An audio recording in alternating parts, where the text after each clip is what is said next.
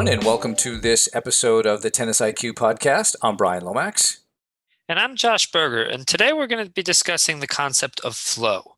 This is a concept that perhaps some of us have heard of before or not. It can also be known as being in the zone, though there are some slight differences that we will discuss. But we're going to really start with the definition here and go from there. And from an academic perspective, this term has really been popularized and really researched thoroughly by, I'm sure I'm going to mispronounce his name, but Mihály Csíkszentmihályi, something close to that. And flow is defined as the mental state in which a person performing some activity is fully immersed in a feeling of energized focus, full involvement, and enjoyment in the process of the activity. And a quote from Mihály is, "The ego falls away. Time flies. Every action, movement, and thought follows inevitably from the previous one, like playing jazz. Your whole being is involved, and you're using your skills to the utmost." So as we can tell from this quote, it's this almost effortless feeling that things are moving, things are flowing, and it's when somebody is at their peak performance, somebody is in the zone or often feeling at their best, feeling like they can perform well very effortlessly. But we'll get into some of the other characteristics as well. So Brian, when you think of this concept, or how would you start to break down this concept and some of the characteristics of flow?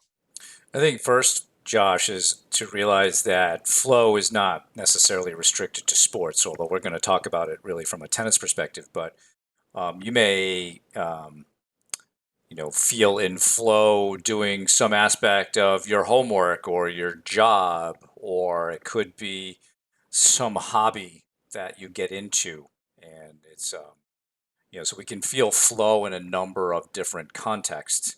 As you mentioned, in sports and in tennis, we often talk about being in the zone, and that's obviously a desirable place to be. Many of us can recall being there. We probably feel like we don't get there enough, and I think as we're going to discuss today, a sport like tennis, it's not the easiest sport to get into flow because of the nature of the sport and the dynamics that go on with it. But yeah, we want to clearly go through some of the things that are characteristic of a flow or being in the zone experience. And I think it would also be helpful, Josh, to talk about, okay, not only how one gets there, but what are some of the barriers that perhaps tennis throws at you that make it difficult. Um, so, I think depending on what you read, there are probably 9 or 10 different things that go into a flow experience or characteristics of a flow experience. And I think one perhaps good one to start with, Josh, is this idea of there's a balance between the challenge of what you're trying to do and your skills. And one of my favorite websites is this website called optimize.me. It's run by a guy named Brian Johnson, who started years ago writing these things called Philosopher's Notes. And he has this great video on the inner game of tennis, which obviously we've talked about a bunch of times.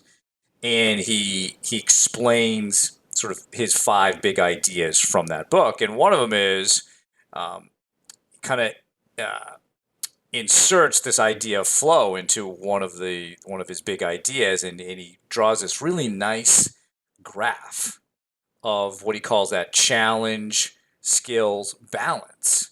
And he notes how when you have a high challenge and low skills, it creates a sense of anxiety.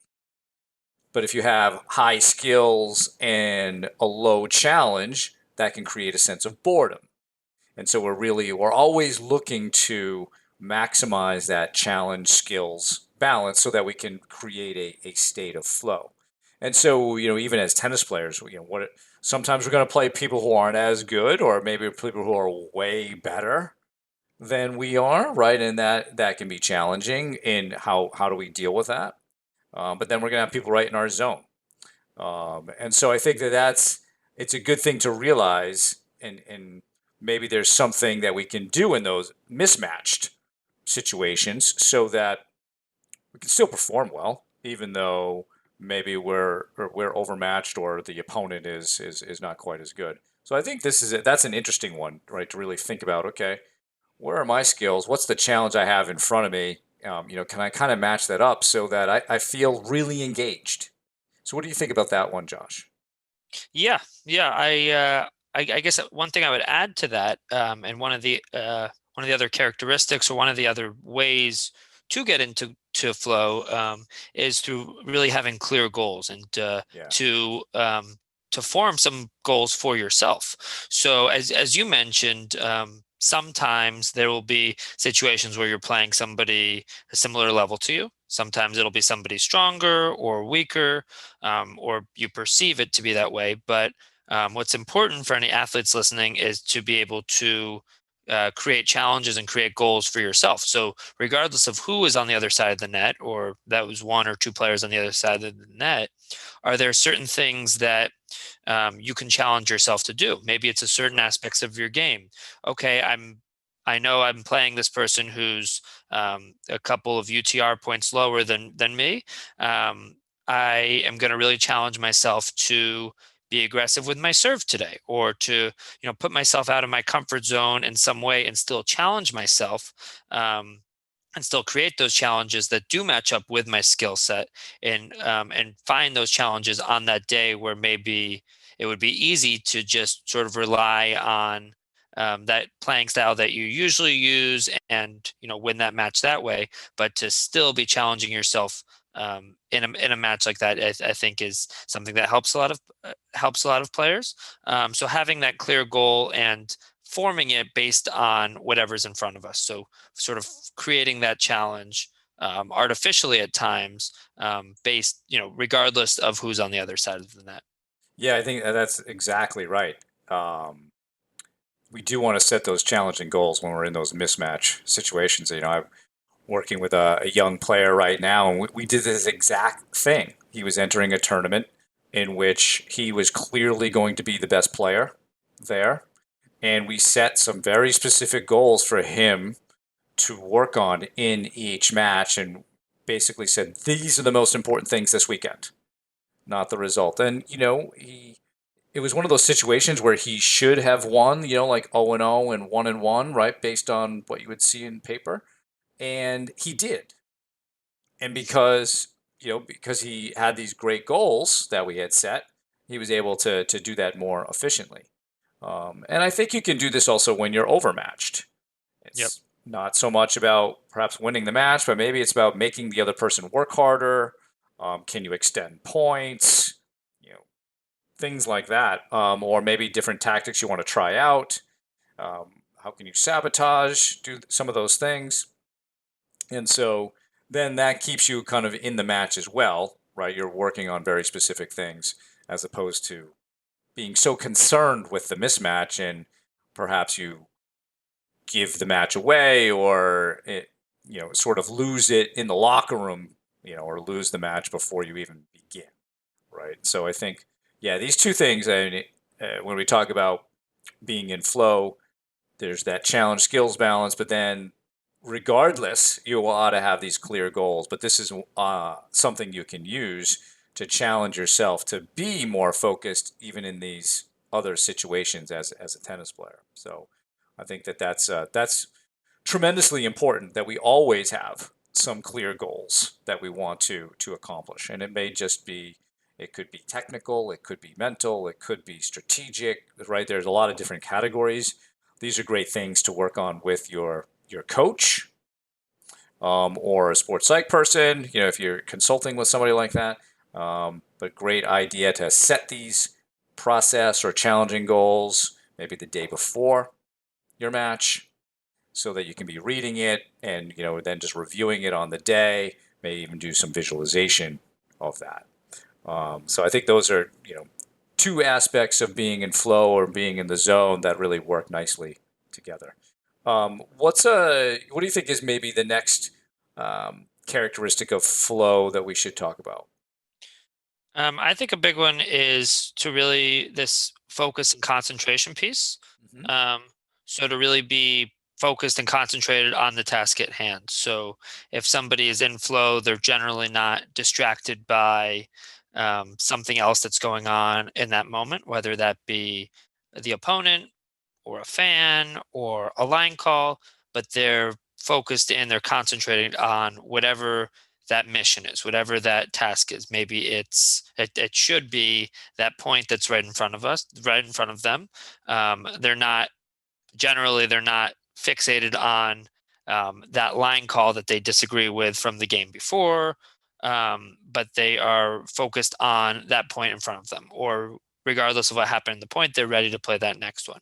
But they are in the moment, they're present in the moment and focused and concentrated on whatever that task at hand is. So, in a tennis context, that would be the next point, which, as you've brought up in the past, Brian, is the most important point of the match.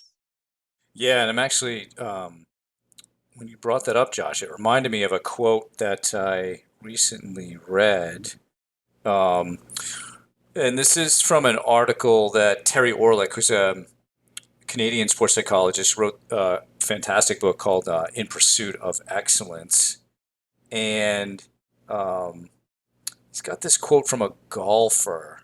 And it's got to do, I think, when Orlick looks at full focus as being like the most important aspect of excellence, right? In his wheel of excellence, it's right up there with self belief and confidence. But then the next most important thing is if it's full focus is the most important. The next most important thing is distraction control. How can you? And he's got this quote here. And this is it's an anonymous professional golfer, but it says the player that is not playing well is backing off his shots, telling people in the gallery to move, and they're hearing every noise on the golf course. Whereas the player who's playing well, you could drop their bag at the top of their backswing and it wouldn't bother them, Yep.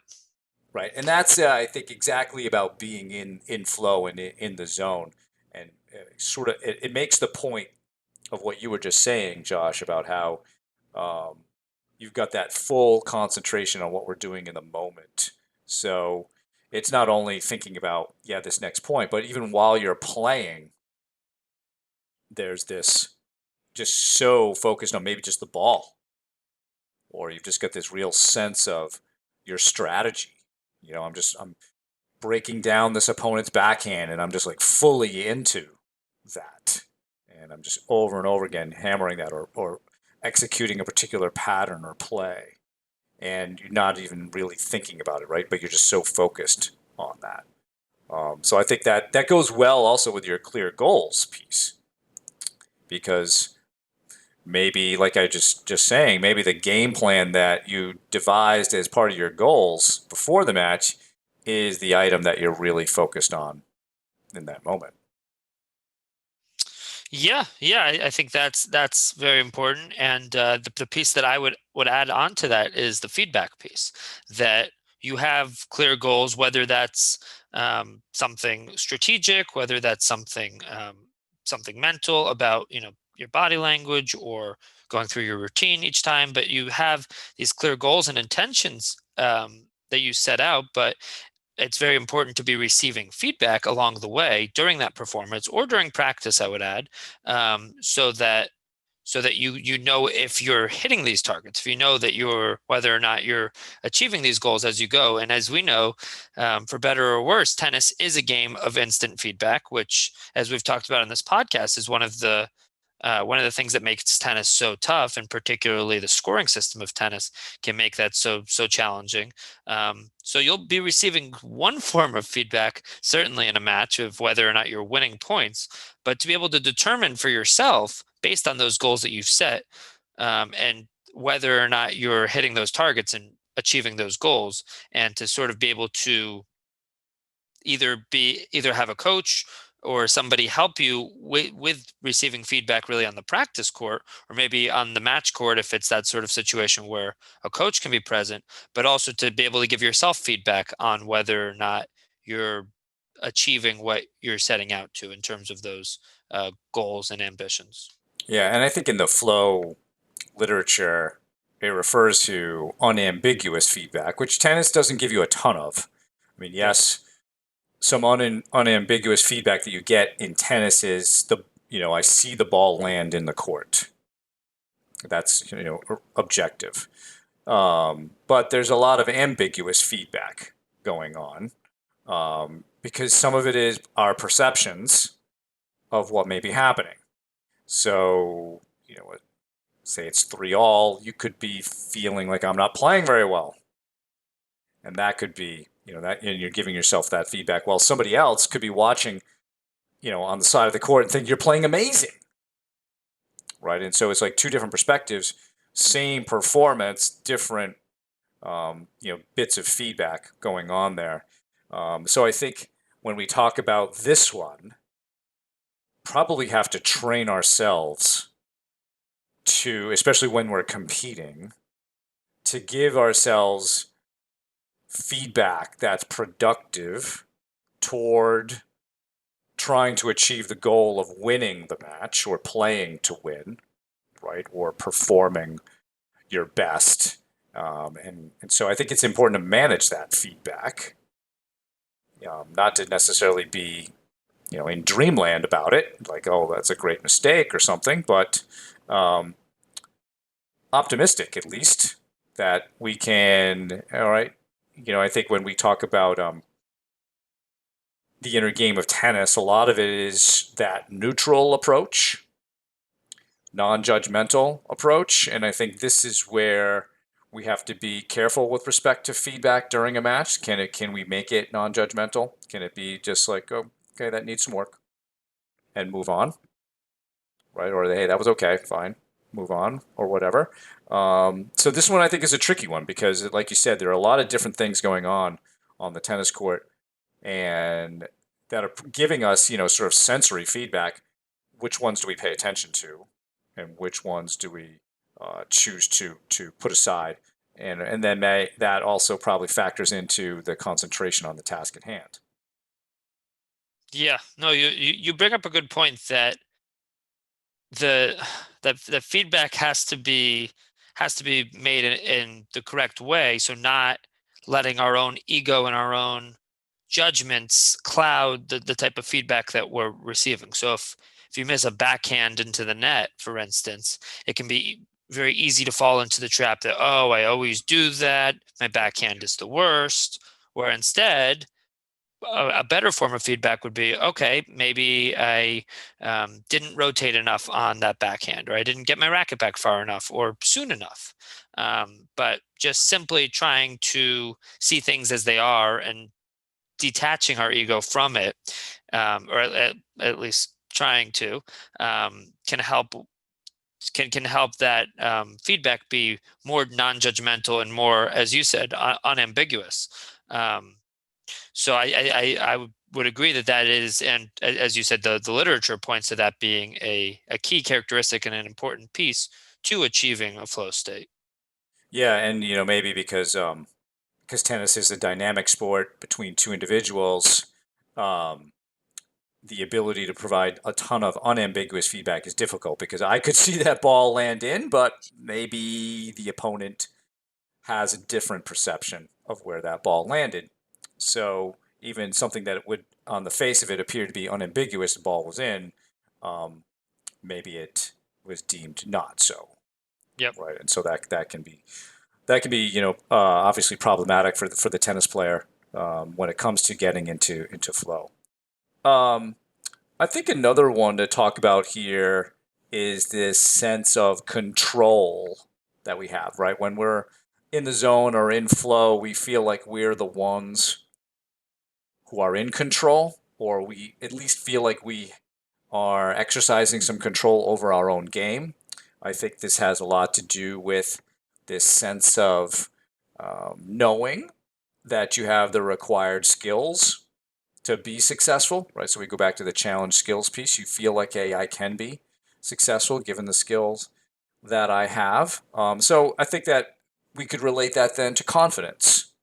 And anybody who's thought about when they're in the zone most likely associates that with feeling a lot of confidence, trusting their shots, and therefore you feel a little bit more in control. So I think that's certainly an important one when we look at not only mental toughness about being confident and having a lot of self belief, but being in this situation anytime that we are performing well, we have this sense of control. Yeah, yeah, that's definitely a big one. And as you said, this that self belief that you have the skills that are needed for whatever the task at hand is, for whatever the challenges that's in front of you, which generally in a tennis match is am I competent enough? Do I have the tools required to compete in this match? And I think that ties into a couple of the other attributes, which is this self consciousness piece and this really loss of self consciousness. So not necessarily feeling that worry or that anxiety that is associated with feeling like maybe you're overmatched, right? So you mentioned earlier that if a player is maybe playing against a stronger player or somebody that they perceive to be stronger, that does lead to a lot of anxiety because you feel that you're not equipped, you don't have the toolkit needed to compete in the way that you want to, or compete in a way that gives you a chance to win that match. But in a flow state, and I know this from some of my personal experiences, but also again from the literature, that is highly associated um, with more with less worries, less anxiety, um, and less self consciousness, where you're not constantly wrapped up in your own train of thoughts, thinking about that opponent, thinking about whether or not you do have that skill set needed, but you're able to just perform and, as we've talked about with the inner game of tennis, start to quiet the mind. Yeah, I was just about to say that, right? This is another great tie-in to the inner game of tennis, and it's really taking the conscious mind out of the equation a little bit. It's that ultimate trust of, self one is trusting self two to do the job rather than chattering a lot and throwing up, potential barriers. And as you mentioned earlier, a lot of this stuff, like we're talking about the loss of self consciousness. Well, self consciousness is often ego oriented. And you had mentioned that these ego concerns can be problematic when we're playing a tennis match. And so, yeah, when we are able to remove that conscious mind, not worry so much, not have so much anxiety, I think we also notice that um, the level of self talk tends to go down. It's not needed as much. It's probably short. It's probably mostly motivational or just very short instructional, like next point, breathe. And there's not a lot going on. And I remember reading a study several years ago about how um, the military was trying to find ways to train soldiers faster. And so one thing that they did is they hooked them up to an electrical current in their arm and then one into the temple on the side of their head, and they induced an electric current. And what they saw is that by doing that, it instantiated a sense of flow. And so they were monitoring brain activity, and what they noticed is when these soldiers who were training, basically through like video games or something, learning things through a video game or virtual reality type of thing, um, when they were in this flow state that they had induced, they were actually learning 2.5 times faster than normal. But what they also noticed in terms of brain activity is that that conscious mind, the part of the mind that does most of the talking, which we would call maybe self one from a tennis perspective, in a game of tennis, was really quiet. There was like not much activity going on there at all. So that's kind of indicative here of what we're talking about, is that we get into this state of we're not self-conscious, and we're, I think another aspect of being in flow or in the zone is we feel like we've got this merging of action and awareness, right? So mind body piece is completely meshed together. And anybody, again, who's been in the zone probably has felt that, this sense of automatic execution. We were talking about flow, but many players just feel like their game is flowing in that moment. And I think that it's not necessarily that you're on autopilot per se. I think it's more because that autopilot to me reflects sort of a mindless type of thing going on, but I think it's actually mostly mindful. And that what is really happening is that your brain is working in a highly efficient state, right? So that it's connected. Um, so I think what I can't remember who the author of this is or who said this, but it's mental coherence. And really what coherence means is connectivity. So whether that's, connecting different parts of your brain or connecting your mind and your body, that's a lot of what's going on in flow. And it's like everything, you've got like this total sense of coherence and connectedness. So I feel like that loss of self-consciousness really helps us get into that mind-body merging that happens when we're in flow or in the zone. Yeah, no, that's an important piece of it. And I would say again, connecting it to inner game of tennis, I think, and connecting it to our conversation with Sean Brawley, it's really about sort of getting out of our own way. Where I think one of the key tenets of the inner game of tennis is that our body knows how to perform. Our body, most tennis players have spent countless hours on the tennis court, hitting tennis balls, hitting each of the shots. And ultimately, if we can quiet the mind and we can uh, sort of quiet that feeling of self consciousness that we constantly are judging ourselves and judging each action, and often in a very critical way. If we can start to quiet that, then that mind body connection can become not unlocked. I don't want to use the word unlocked really in sort of a um, too much of a mystical way, but can be accessed, I would say. Yeah. Um, that's definitely an important piece. I mean, I think another piece, and I know there have been studies that have shown that when people are in flow and when people are again tying things into mindfulness, when people are really aware of the present moment and thinking about, noticing that present moment rather than thinking about the past or the future, it does tend to be a much more enjoyable experience as well. Um, it can be definitely much.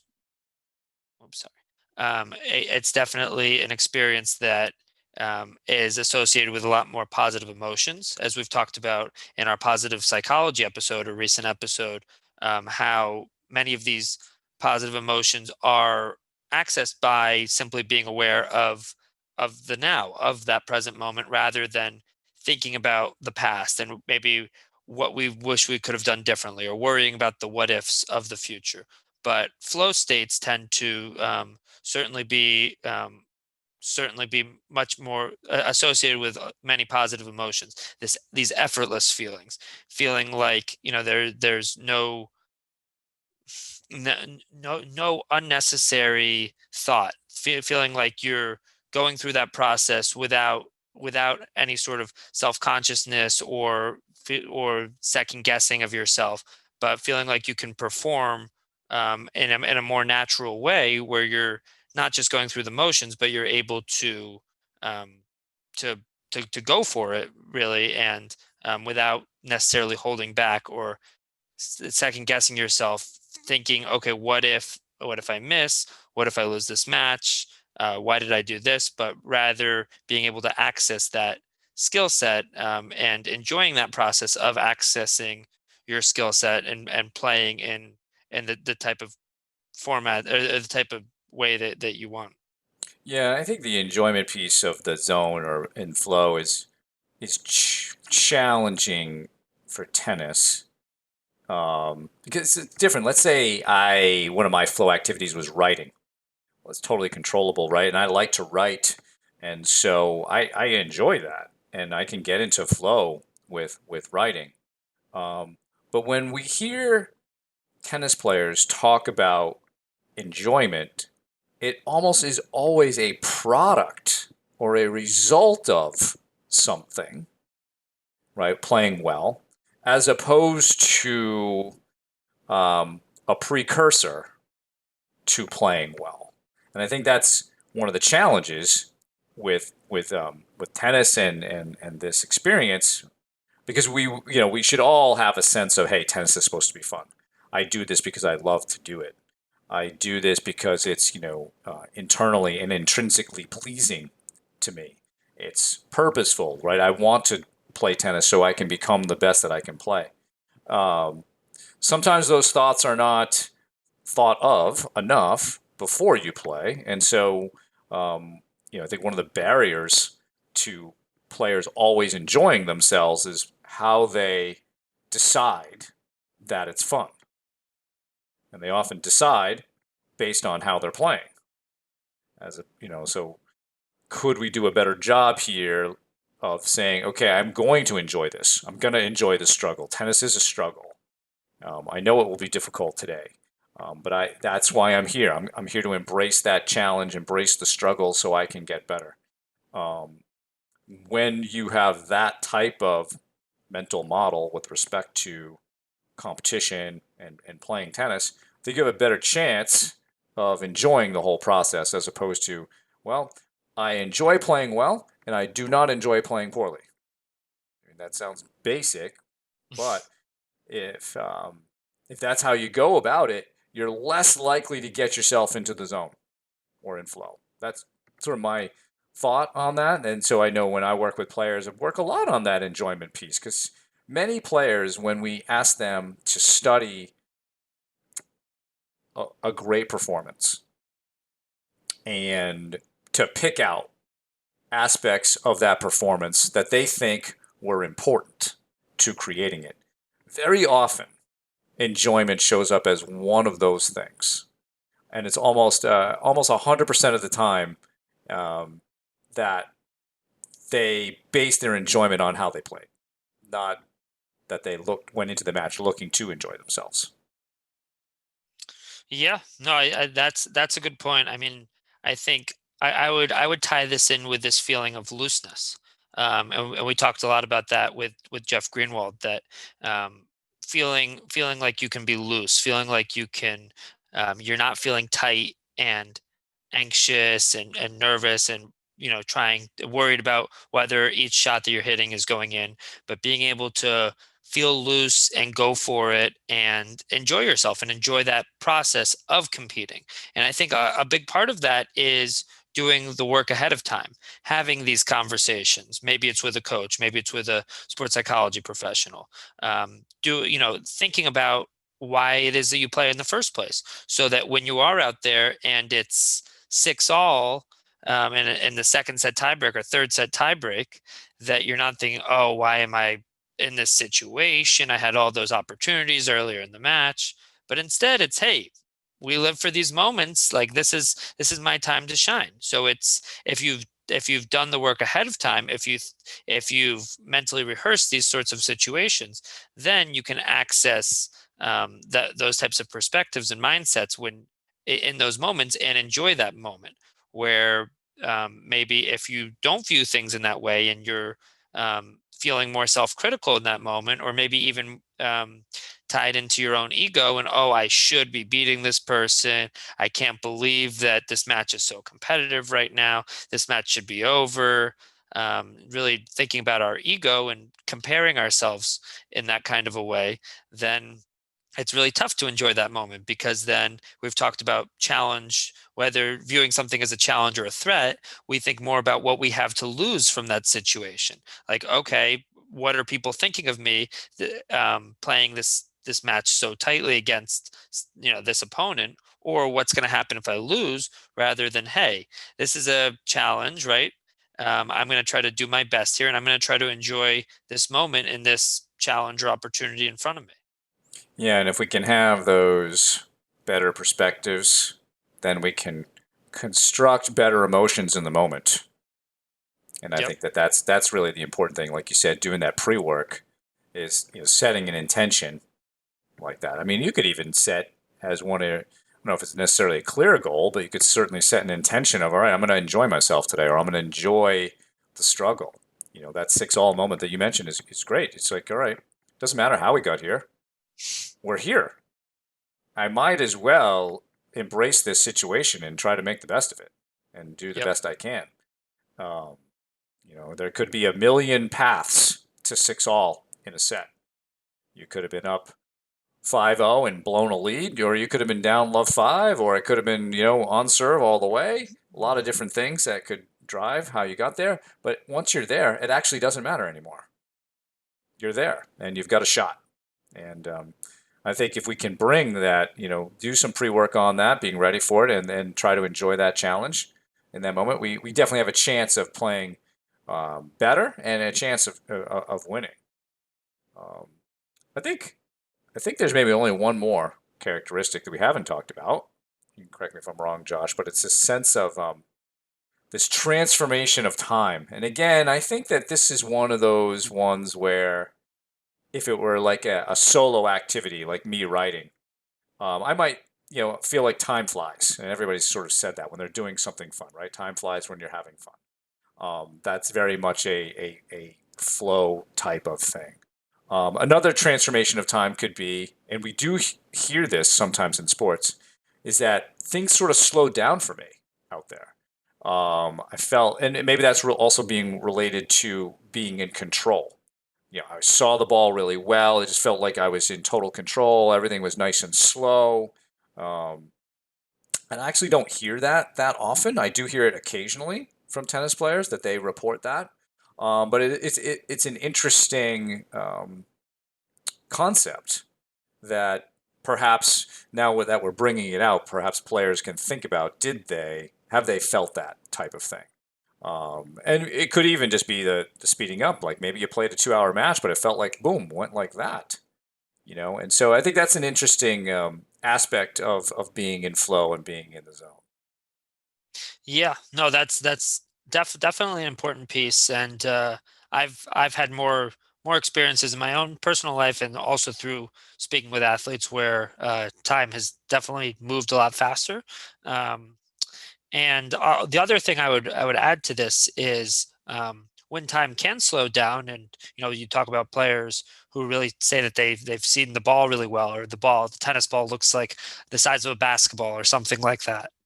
And these experiences where you're able to maybe slow things down, but really see and be aware of the ball in a way that you're not used to.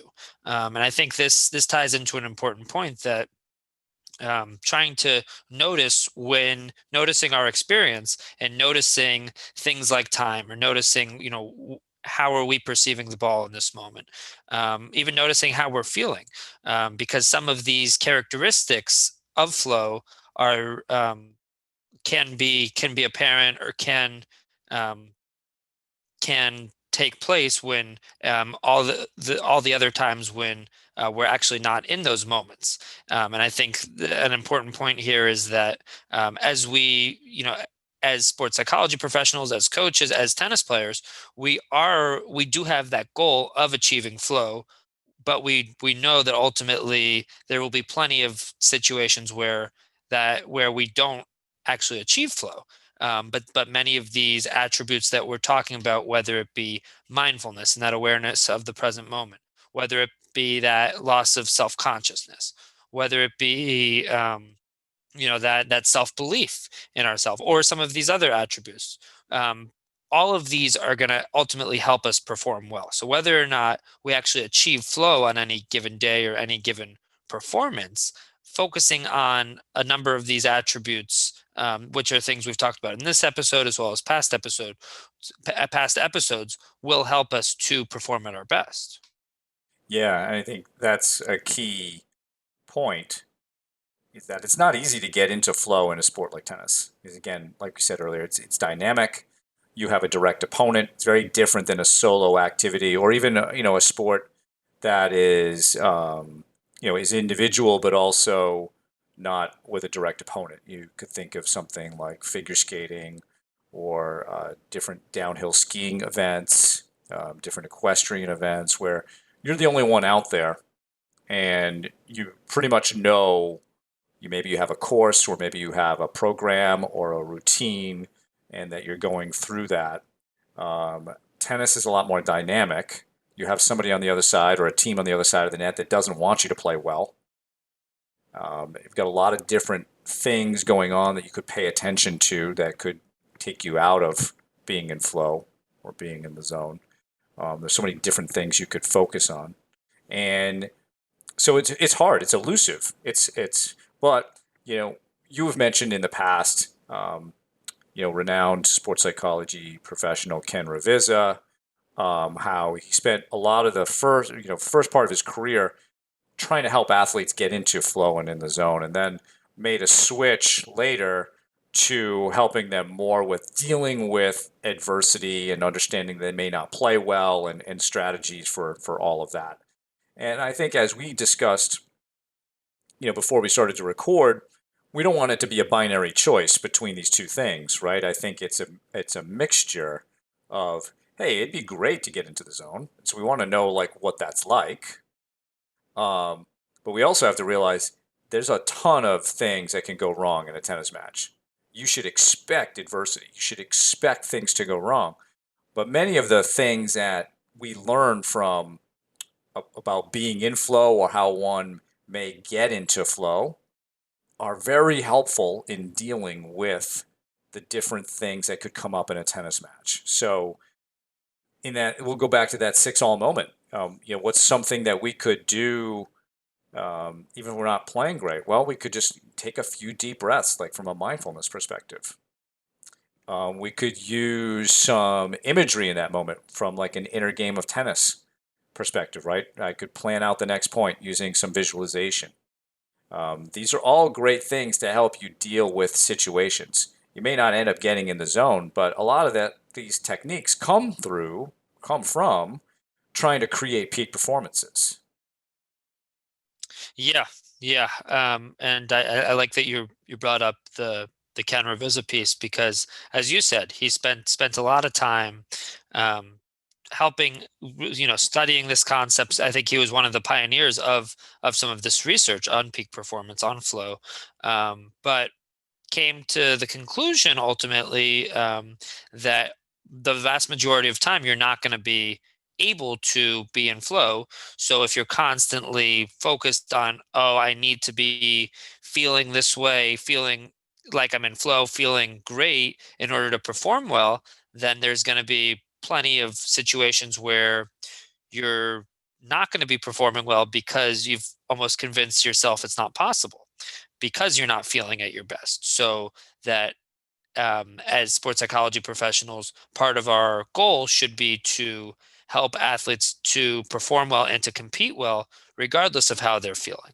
But I think that it's it doesn't need to be one way or the other. Where we want to be helping people to recognize when they're in these flow states and maybe think about, okay, what did I do differently in this performance that maybe helped me to perform in that way and to feel that way, but also to have that skill set that regardless of how we're feeling, regardless of how we're playing, that we have the self belief and we know that we have the tools needed to compete on that given day. And I think it is many of these same attributes that help us to reach flow or to give us the chance to reach flow that will help us to perform day in, day out.